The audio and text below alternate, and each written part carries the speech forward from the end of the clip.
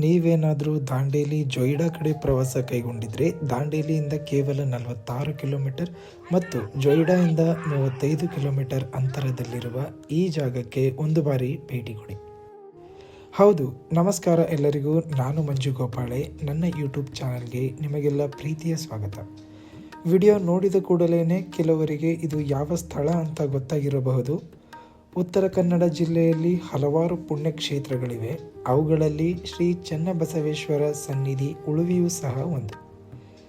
ಜೊಯ್ಡಾ ತಾಲೂಕಿನ ಸ್ವಚ್ಛಂದ ಕಾಡು, ಸುಂದರ ಪರಿಸರ ಮಧ್ಯ ಲೊಕೇಟ್ ಆಗಿರುವಂಥ ಈ ದೇವಸ್ಥಾನಕ್ಕೆ ಪ್ರತಿನಿತ್ಯ ನೂರಾರು ಸಂಖ್ಯೆಯಲ್ಲಿ ಜನ ಸೇರುತ್ತಾರೆ.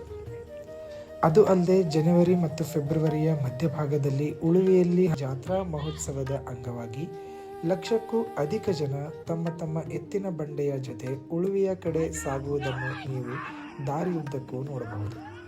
ಸೂರ್ಯನ ಕಿರಣಗಳು ಸಹ ನೆಲ ಸೋಕಲು ಬಿಡದಂತಹ ದಂಡಕಾರಣ್ಯ, ಆ ಕಾಡಿನ ಮಧ್ಯೆ ಹಸಿದ ಹೆಬ್ಬಾವಿನಂತೆ ಗೋಚರಿಸುವ ಅಂಕುಡೊಂಕಿನ ದಾರಿ. ಆ ದಾರಿಯ ಅಕ್ಕಪಕ್ಕದಲ್ಲಿ ಆಗಾಗ ಕಣ್ಣಿಗೆ ಕಾಣಿಸಿಕೊಳ್ಳುವ ಕೆರೆ ಮತ್ತು ಹಳ್ಳಗಳು ಬಹಳನೇ ರೋಮಾಂಚನಕಾರಿ. ಇನ್ನು ದೇವಸ್ಥಾನ ಅಂತೂ ತುಂಬಾ ಚೆನ್ನಾಗಿದೆ. ದೇವಸ್ಥಾನದ ಒಳಗಡೆ ಮೊಬೈಲ್ ಕೂಡ ಅಲವಿದೆ. ದೇವಸ್ಥಾನದ ಮುಂಭಾಗದಲ್ಲಿ ಚಿಕ್ಕ ಕಲ್ಯಾಣಿಯೂ ಸಹ ಇದೆ. ಅಲ್ಲಿ ನೀವು ಸ್ನಾನ ಮಾಡಿ ದೇವರ ದರ್ಶನ ಮಾಡಬಹುದು. ದೇವಸ್ಥಾನದ ಮಹಾದ್ವಾರದ ಪಕ್ಕದಲ್ಲಿಯೇ ಅನ್ನಪ್ರಸಾದವೂ ಸಿಗುತ್ತದೆ.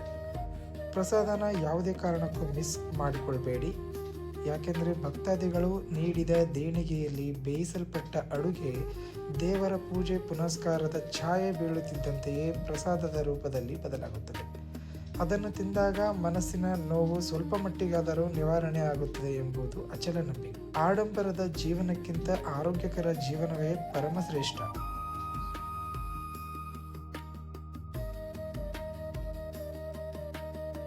ನಿಮ್ಮಲ್ಲಿ ಯಾರಾದರೂ ಉಳುವಿಯ ಕಡೆ ಹೋಗಿದ್ದರೆ ನಿಮ್ಮ ಪ್ರವಾಸದ ಅನುಭವದ ಬಗ್ಗೆ ಕಮೆಂಟ್ ಬಾಕ್ಸ್ನಲ್ಲಿ ತಿಳಿಸುವುದರ ಜೊತೆಗೆ ವಿಡಿಯೋ ಇಷ್ಟ ಆದಲ್ಲಿ ಒಂದು ಲೈಕ್ ಮಾಡಿ, ಶೇರ್ ಮಾಡಿ ಮತ್ತು ಸಬ್ಸ್ಕ್ರೈಬ್ ಮಾಡುವುದರ ಮೂಲಕ ನನಗೆ ಸಪೋರ್ಟ್ ಮಾಡಿ ಅಂತ ವಿನಂತಿಸಿಕೊಳ್ಳುತ್ತೇನೆ. ಮತ್ತೆ ಸಿಗೋಣ ಮುಂದಿನ ವಿಡಿಯೋದಲ್ಲಿ. ಅಲ್ಲಿವರೆಗೂ ಬಾಯ್.